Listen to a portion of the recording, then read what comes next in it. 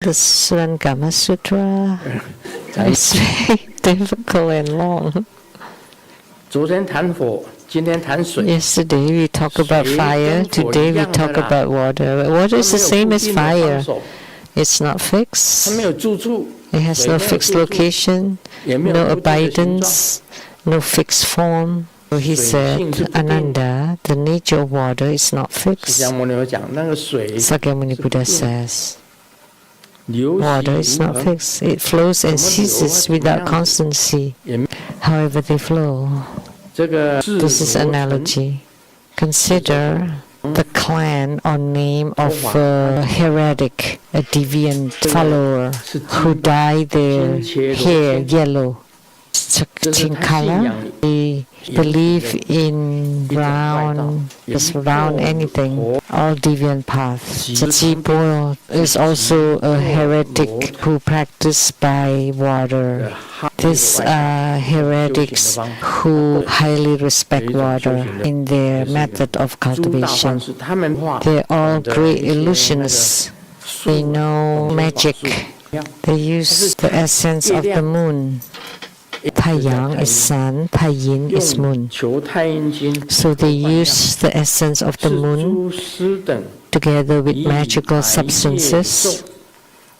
And these masters, during bright lunar phase, which is when the moon is as bright as the daylight, they hold like crystal balls, in simple term, crystal balls. And then under the moon, they ask for water. There is such a method in old India.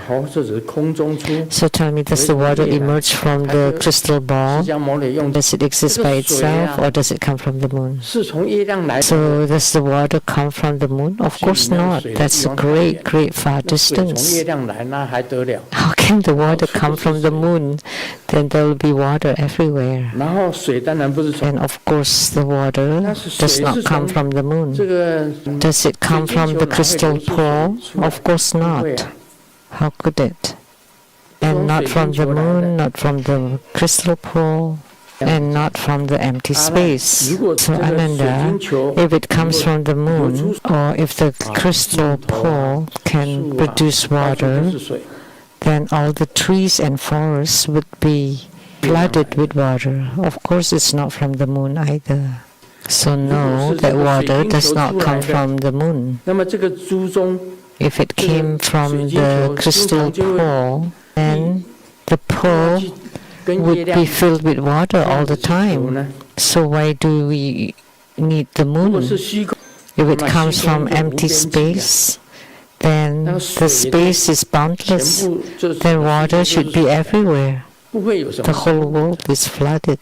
There would not be any other beings, like those who crawls or walk on land would be dead.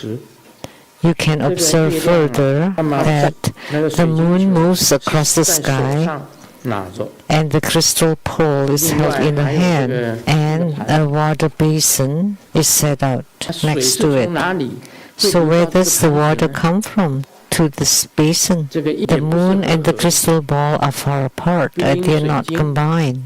So the water does not come from anywhere. And you still have not realized that in the tathagatha-garbha, the nature of water is true emptiness, and the nature of emptiness is true water. Like what Master Lian Sheng said yesterday, that everywhere there is water. In the air, there's also water element. Very simple. Why is there water in the air?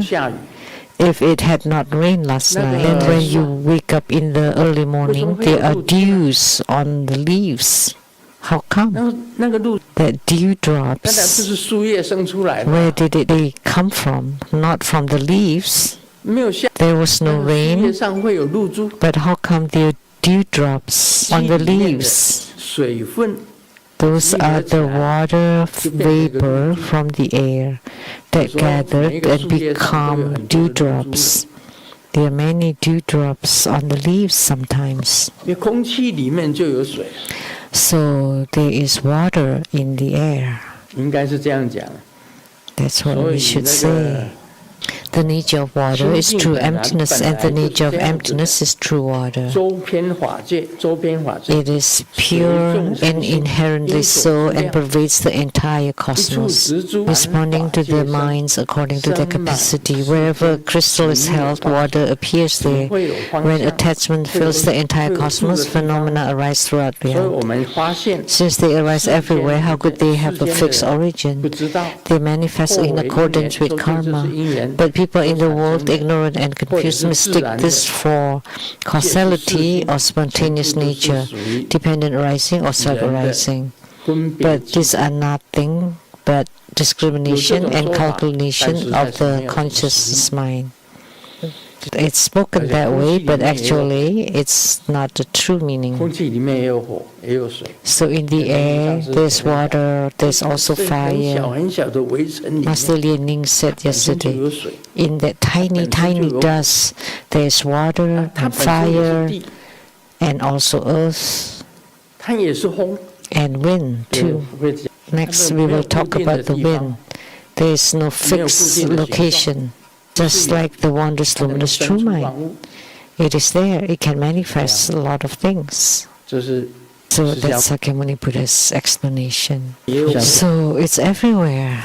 Like even in the tiny, tiniest dust, there's also fire and wind and water. There was no rain, but how come?